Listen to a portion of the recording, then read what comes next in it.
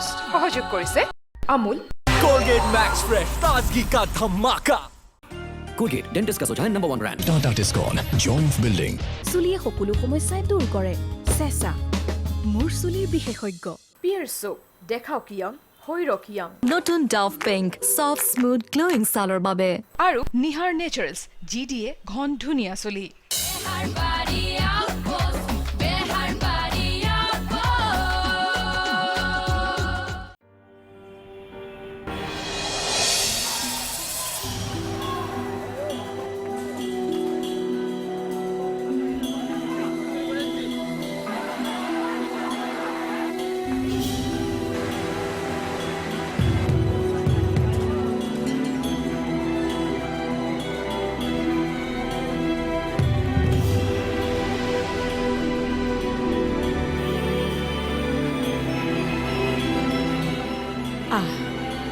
বল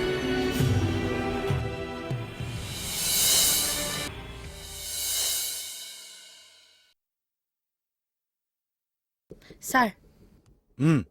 beauty কালি যে আরে কি হইছে স্যার নহয় কৈ যাওক মই শুনি আছো নহয় আপুনি কৈ যাওক চকু মুদি আছা কিয় মেলা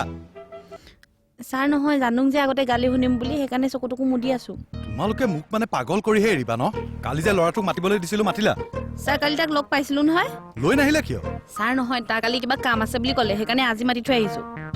থানাত মই বিয়া পাতিছো বিয়া খাবলৈ মাতি আহিছা এটা কাম তোমালোকে সিৰিয়াসলি কিয় কৰিব নোৱাৰা হেয়া মই জানোৱে আপুনি আকৌ গালি দিব বুলি চুপ থাকা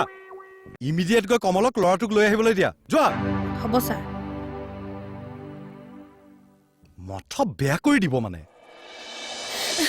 তাৰমানে আজি আপোনাৰ দিনেই বেয়া চাচোন ৰাতিপুৱা কেনেকে গালি হোপা শুনিছো কিন্তু ৰাতিপুৱা গালি শুনিলে দিনটো ভালেই যাব আপোনাৰ হয়নে কেতিয়াবা তোৰ ৰাতিপুৱা গালি হোপা শুনি চাবি তাৰপিছত কবি কেনেকুৱা লাগে ছাৰে মোক গালি নাপাৰে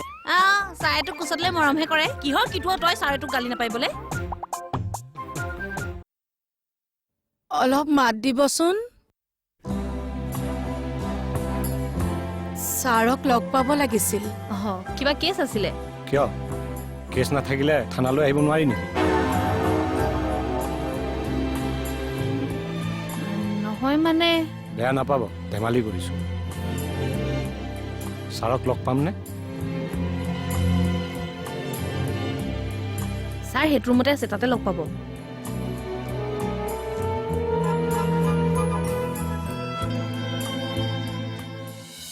চাওক মোৰ এটা ইম্পৰ্টেণ্ট কাম আছে মই যাব নোৱাৰো এছআই ছাৰে মাতি পঠাইছে যাব লাগিব প্ৰাইম মিনিষ্টাৰে মাতিলেও মই যাব নোৱাৰো মোৰ ইম্পৰ্টেণ্ট কাম আছে ঠিক আছে তেতিয়াহ'লে মই ছাৰক ফোন কৰিছো না ৰ'বচোন ৰ'ব ছাৰে মাতিছে কিয়নো বাৰু তই তাৰমানে নাজানো আইডিয়া এটা কৰিছো সেইটোৱে তেনেহ'লে বলক ৰ'বচোন ৰ'ব ছাৰ বৰ খঙাল নেকি বাৰু থানাত গ'লে গম পাব নহয় আহক আহক বলক তেতিয়াহ'লে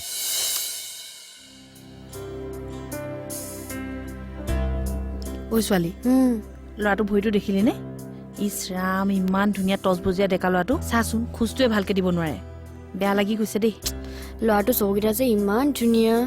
খাও খাতি তই মানে চকুলেহে চালি ভৰিলে মনে নকৰিলি চৌকিটা যে ইমান ধুনীয়া ইমান মৰম লগা মই চৌকিটা চাই থাকোতে গ'লগে পুলিচে অকমান পুলিচৰ নিচিনাকে থাকিবিচোন কিয় ধুনীয়া মৰম লগাত লাগি আছ কি পুলিচে কি ধুনীয়া বস্তু চাব নোৱাৰে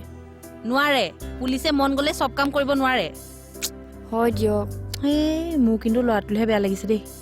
কিয় বা তেনেকুৱা হ'ল সেইবোৰ বহুত কথা ছাৰ কওকচোন এটা বিস্ফোৰণ তাৰ পাছত চব শেষ মই ঠিক বুজা নাই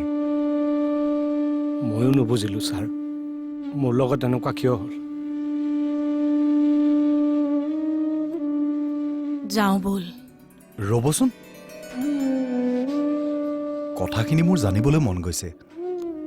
কি কৰিব জানি মই এটা আছিলো খবৰ ঘটনাটোৰ পিছত মই আছিলো বাতৰি কাকতৰ কাৰণে এটা মূল্যৱান খবৰ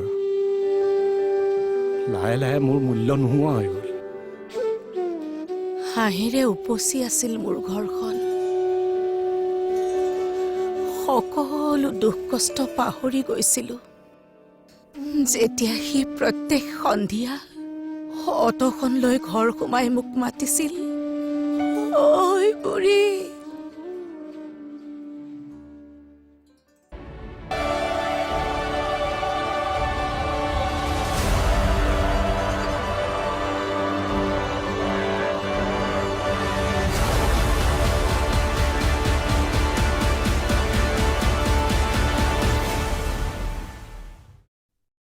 আপুনি আহিলে অহা মাহত আহক কৈ থাকে এনেকে হ'ব নেকি তই মোক সহায় কৰিব পাৰিবি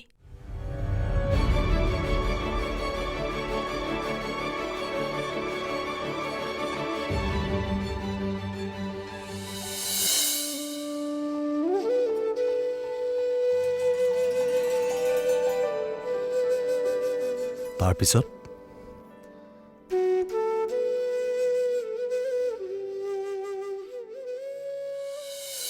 নাজানো নাজানো কেনেকৈ জানিম আপোনালোকেহে জানিব মোক বা কিয় মাতি আনিছে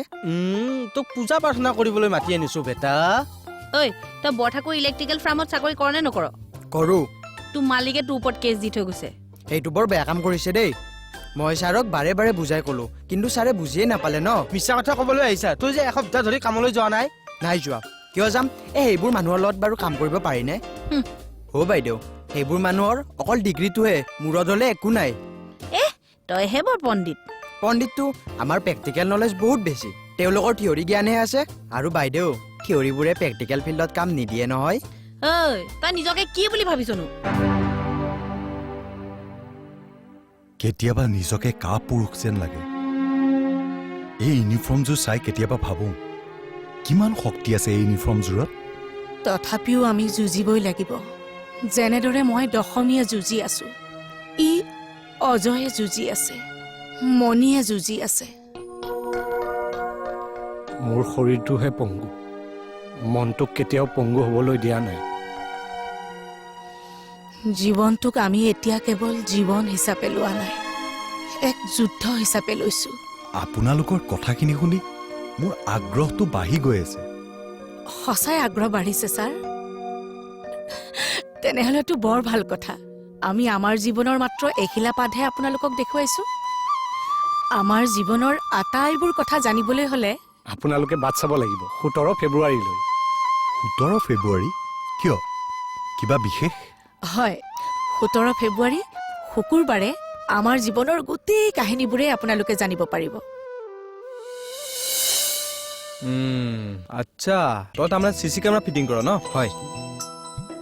আচ্ছা তই মোক এটা কথা ক চিচি কেমেৰা এনে ফিটিং কৰিলে কিমানমান খৰচ হয় এই তোৰ ঘৰতো চিচি কেমেৰা লগাবি নি ভাবিছো এই বাকলি অলপ জোখত কথা কবি অ এনে একেবাৰে সি ৰাজপ্ৰসাদটো বনাই থৈছে চিচি কেমেৰা ফিট কৰিবলৈ একদম ঠিক কথা কৈছে বাইদেউ এইবোৰ কথা অলপ চিন্তা কৰি চাব লাগে মোৰতো মালিকৰ লগত সেইকাৰণে কাজিয়া লাগিলে কি কথাত এইটো এলেকাৰ স্কুলবোৰত চিচি কেমেৰা লগোৱা কামটো আমাৰ মালিকে পাইছে স্কুলত চিচি কেমেৰা হয় ঐ পণ্ডিত এবাৰ মেট্ৰিক পৰীক্ষা চব চেণ্টাৰতে চিচি কেমেৰা ফিট কৰিবলৈ দিয়া নাই পাহৰি থাকিলো নহয় তাৰপিছত কোৱা মোক মালিকে চিচি কেমেৰা লগাবলৈ স্কুলত পঠিয়াই দিলে মই গ'লো দুখনমানত লগালো এখনত লগাব নোৱাৰিলো সেইটো লৈয়ে মালিকৰ লগত কাজিয়া সেইখন স্কুলতনো তই কিয় নলগালি টেকনিকেল প্ৰব্লেম বাইদেউ